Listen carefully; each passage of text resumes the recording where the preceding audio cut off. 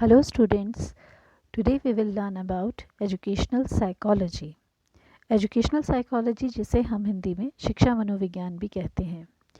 Educational psychology क्या है? It is the branch of psychology. Psychology we know it is a subject which deals with the study of mind, जिसमें हम mind की study करते हैं.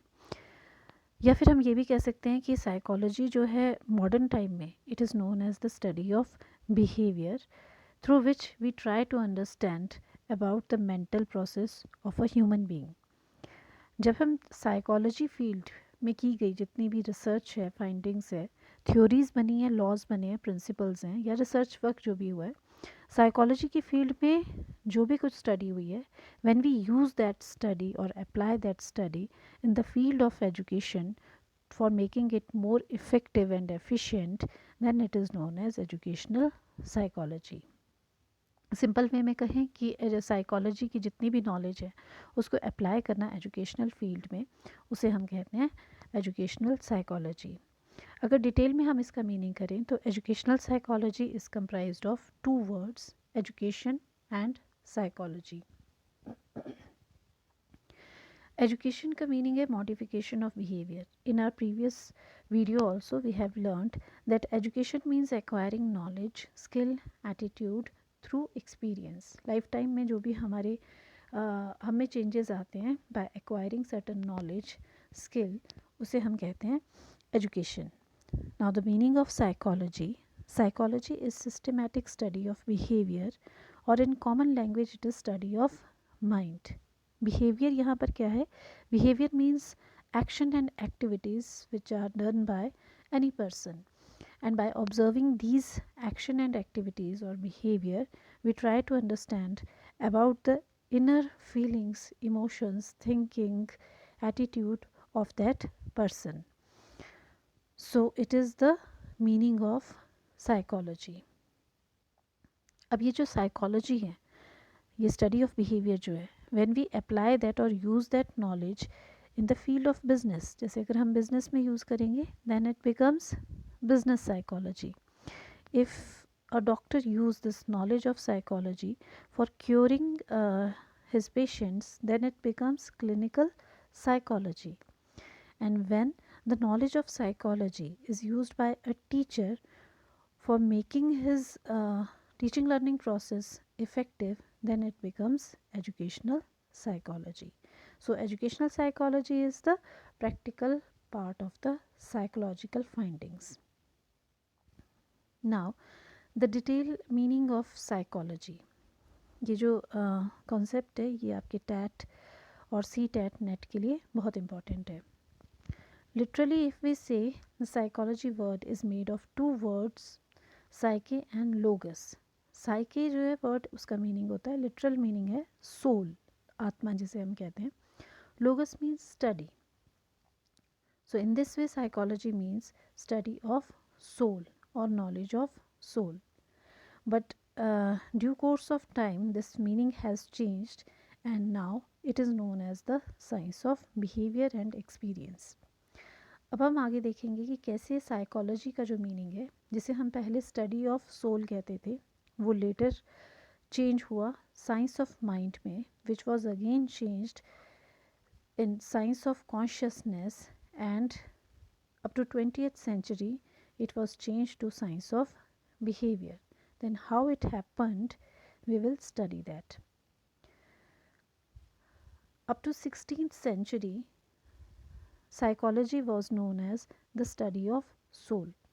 उस टाइम 16th century तक psychology was one of the branch of philosophy. Philosophy जिसे हम दर्शन शास्त्र कहते हैं, पहले उसी का ही एक पार्ट होता था या उसकी एक मेंटल जो ब्रांच थी which deals with the mind and mental processes, उसे हम कहते थे साइकोलॉजी. तो फिलोसफर्स का ये मानना था कि जितनी भी हायर इंटेलेक्चुअल फैकल्टीज़ हैं, like thinking, reasoning, imagination, memory, all are related with the psychology subject. लेकिन उस टाइम साइकोलॉजी का जो मीनिंग था वो लिया जाता था with the study of soul. और इस मीनिंग के चीफ एक्सपोनेंट्स जो थे वो थे सॉक्रेट, एरिस्टोटल एंड डेस्क्रेट. लेकिन ये जो मीनिंग है ये चेंज कैसे हुआ? क्योंकि यहाँ पर एक ऑब्जेक्शन लगाया गया कि soul is the thing which is formless, which can't be seen, which is invisible, and we can't experiment on soul. Even soul की एग्जिस्टेंस जो है उस पर भी क्वेश्चन मार्क लगा कि वेदर इट एग्जिस्ट और not. That is why the psychology, the meaning of psychology as study of soul, it was discarded later. After 16th century, psychology was considered as the study of mind. अब इसको मन का विज्ञान कहा गया। इसको मन का विज्ञान कहने वाले जो थे वो थे विलियम वुंडेट एंड जेम्स। इनको हम स्ट्रक्चरलिस्ट भी कहते हैं because they paid emphasis on the structure of the mind और द मेंटल फैकल्टीज़। जो मेंटल फैकल्टीज़ से उस पर ये एम्फोसिस देते थे, और इनको क्रेडिट जाता है that they separated this psychology subject from the philosophy, और इसे एक सेपरेट सब्जेक्ट बनाने में, एक इंडिपेंडेंट सब्जेक्ट बनाने का जो क्रेडिट है वो विलियम वुंडेट को जाता है। That is why he is also known as the father of psychology. उन्होंने जो वर्ल्ड की फर्स्ट साइकोलॉजी लैब है वो लिप्सिक में एस्टेब्लिश की थी in 1879। This question is also asked in some of the exams. तो ये जो स्टडी ऑफ माइंड है साइकोलॉजी को कहा गया उस दौरान, लेकिन लेटर ऑन इसको भी चेंज कर दिया गया। Reason was again the same, that we can't touch mind, we can't see anybody's mind, so that is why we can't consider psychology as the study of mind. So during 18th century, psychology was considered as the science of consciousness. मनोविज्ञान को चेतना का विज्ञान कहा गया। अब ये consciousness क्या है? कॉन्शियसनेस क्या होता है? It is that state of mind when we are aware, we are conscious about our mental processes. जब हम कुछ सोच रहे हैं या कोई रीजनिंग दे रहे हैं या इमेजिनेशन कर रहे हैं and we are conscious about that mental process, then it is known as consciousness. और साइकोलॉजी को क्या कहा गया? It is science of consciousness. अब ये जो इसको माना गया, sorry, it was in the 19th century. उस टाइम हम जो यूज़ करते थे method psychologist for knowing any one's mind, वो था इंट्रोस्पेक्शन मेथड। इंट्रोस्पेक्शन मेथड कौन सा होता है कि जिसमें कोई इंडिविजुअल अपने माइंड को चेक करता है, बताता है। सपोज़ एक फीलिंग है या फिर एक इमोशन है एंगर, अगर किसी से उसके बारे में, एंगर के बारे में पूछेंगे और वो बताएगा कि वो कैसा फील करता है और उसको एंगर आता है या नहीं आता है, during that time he is introspecting, वो खुद को देख रहा है, अपने मन को देख रहा है। तो यहाँ पर वो किस स्टेट में चला जाता है? कॉन्शियसनेस की स्टेट में चला जाएगा। तो इसको हमने कहा साइंस ऑफ कॉन्शियसनेस। लेकिन इस पर भी ऑब्जेक्शन हुआ। ऑब्जेक्शन कैसे हुआ? जो साइको एनालिस्ट कैटेगरी के साइकोलॉजिस्ट थे, फॉर एग्जांपल सिगमंड फ्रॉयड, उन्होंने कहा कि we can divide our mind into 3 levels, conscious, subconscious and unconscious. हमारी जो बहुत कम एक्टिविटीज़ है वो डोमिनेटेड होती हैं या कंट्रोल्ड होती हैं कॉन्शियस माइंड से, जो बिल्कुल हम सजग होके और अवेयर होके करते हैं। It is only 1/10 part of our mind, and most of the activities 9/10 जो है it is controlled by subconscious and unconscious mind. अब ये सबकॉन्शियस अनकॉन्शियस क्या हुआ? जैसे जो कॉन्शियस है वो कौन सा है? When we are fully aware, हम माइंड में क्या चल रहा है हमारे, हम जो एक्शन कर रहे हैं, एक्टिविटी कर रहे हैं या कुछ भी कर रहे हैं काम, उसमें जब हम पूरी तरह से थॉटफुल हैं, माइंडफुल हैं, that time we are conscious. और सब कॉन्शियस है एक तरह से हमारी जो डिज़ायर्स हैं, विशेज़ हैं और जो कहीं सप्रेस्ड हैं, उसे हम कहते हैं सबकॉन्शियस माइंड। अनकॉन्शियस कौन सा है? Totally suppressed. और इवन इसमें हमारा जो ह्यूमन इंस्टिंक्ट है, एनिमल इंस्टिंक्ट है, और जो बिल्कुल सप्रेस्ड हमारा माइंड है, इमोशंस है, उसे हम कहेंगे unconscious level.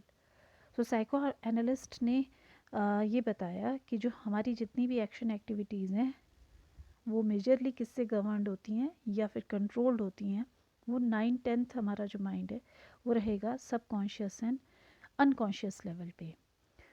So the question arised that how can we say psychology, how can we consider psychology as the science of consciousness when it is the only 1/10 part of our brain? So it was again changed and it become as the science of behavior. Psychology को हम science of behaviour consider करने लगे 20th century में. Until now it is considered as the same. So the psychology is the science of behavior. Behaviour की study है. और behaviour का मतलब होता है action and activities in response to the stimuli. अपने इन्वायरमेंट से आने वाले हर एक स्टिमुलस के लिए जो हम प्रतिक्रिया करेंगे, अनुक्रिया करेंगे, उसको हम बिहेवियर कहेंगे. और जो बिहेवियर है ये 2 टाइप्स का होता है, overt behaviour and covert behaviour. Overt क्या है? जो बाहर से दिखेगा, जैसे हमारे एक्शन एक्टिविटीज़ हैं. when we writing, when we are speaking, walking, this time I am teaching, तो ये सारी एक्शंस हमारे ओवर्ट है. और कोवर्ट कौन से हैं? जो हिडन हैं, जिसे हम कवर्ड भी कहेंगे, जैसे हमारे थिंकिंग है या हमारे इमोशंस हैं, फीलिंग्स है. They all are covert behaviour. So by observing overt behaviour we try to reach to the covert behavior of any person. So this become the final meaning of the psychology as the science of behavior. Now at the last we have done the meaning of psychology, and now the meaning of educational psychology is it is the branch of psychology in which knowledge, findings, laws, research work done in the field of psychology is applied in the field of education to increase the effectiveness and of teaching and learning. That's all about educational psychology. अगर आपको video अच्छा लगा तो please subscribe and like. Thank you very much.